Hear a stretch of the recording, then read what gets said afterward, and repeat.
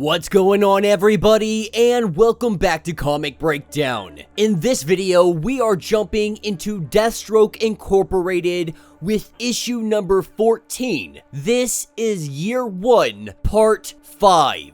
This is Deathstroke's first ever contract, and he has already found himself severely lacking, getting his butt kicked by Green Arrow. He is not giving up this contract. He has made his way to a facility, but the problem is, there is already another mercenary crew that is coming in to take his job. And so, outgunned and overwhelmed, Deathstroke's first mission is taking a shocking and brutal turn, and he will have to decide to live or fulfill his contract. Now, make sure you guys have subscribed to the channel, make sure that you like this video, and with that being said, let's dive into this breakdown.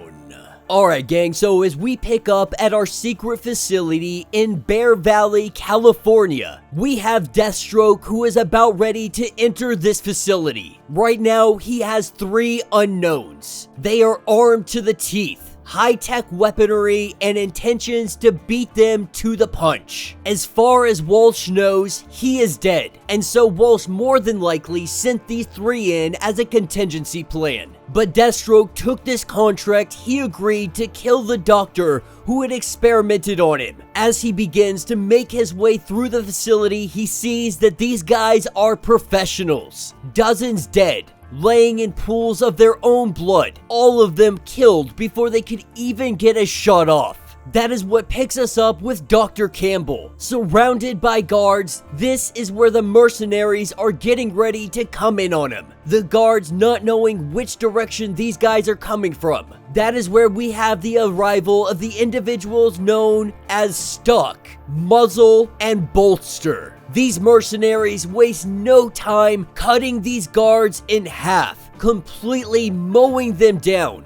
Dr. Campbell, he finds himself locked behind a force field, and so while they attempt to hack this, we see Deathstroke kill Bolster almost immediately, taking him off of the board. We see Stock go in on Deathstroke. These guys are much faster than he had anticipated, guessing that he is not the only augmented soldier that Walsh had created. Deathstroke being outmaneuvered, recognizing that he ran in blind, so desperate to stop them, he paid the price. The blade that went through him, severing his spine, making his legs useless. He falls down to the ground and he appears to be dead. Muzzle taking his gun and shooting him multiple times, just to be sure that he stays down. This is when they get on the horn with Walsh, letting him know that the mission is almost done.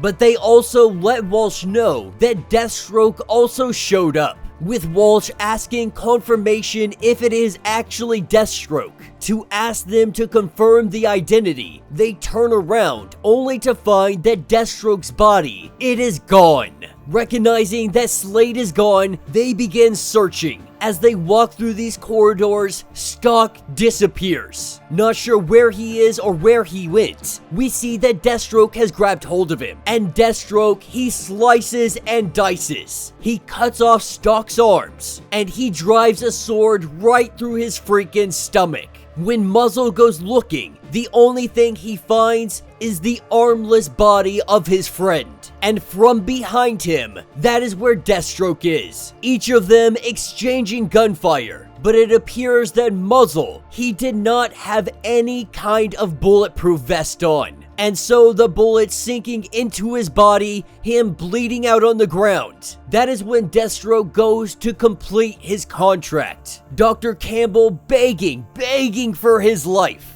Deathstroke is letting it be known that this is because this doctor experimented on him, that he did this to 47 other soldiers. But the doctor lets us know that it wasn't him, that it was Walsh. It was all Walsh. That Dr. Campbell begged him to stop, but Walsh was obsessed with creating his super soldiers. But even if everything Dr. Campbell is saying is true, even if he is not the monster that carved him up, Deathstroke still took this contract, and so he is going to complete it. He puts a bullet in his head and he makes his way out of the facility, trying to get in contact with Wintergreen. Wintergreen is not answering. Running outside, this is where he finds that Muzzle has Wintergreen at gunpoint, doing the same exact thing that Deathstroke had done, playing possum until he went away. Now he is telling Deathstroke to put down his weapons before he puts a bullet into Wintergreen's head. And that will be the end of this issue. So let me know what you guys think down in the comments. Definitely not a bad story, a little bit shorter than I would like them to be, but I am fully enjoying the year 1 of Deathstroke, with one more issue. Issue number 15 being the last issue of Deathstroke Incorporated. We are gonna see how his first contract fully comes to an end. What has made Deathstroke the notorious mercenary that he is today. This is his origins. This is where it all began. Let me know your thoughts, let me know your theories. If you would like to get completely caught up on everything happening with Deathstroke Incorporated, be sure to check out the link in my description as well as the top of this video. It is gonna get you completely caught up on everything going on with this series. If you would like to support the channel, you can always do so by joining the channel membership. Much like Patreon, having 5 different tiers, from $1 to $50,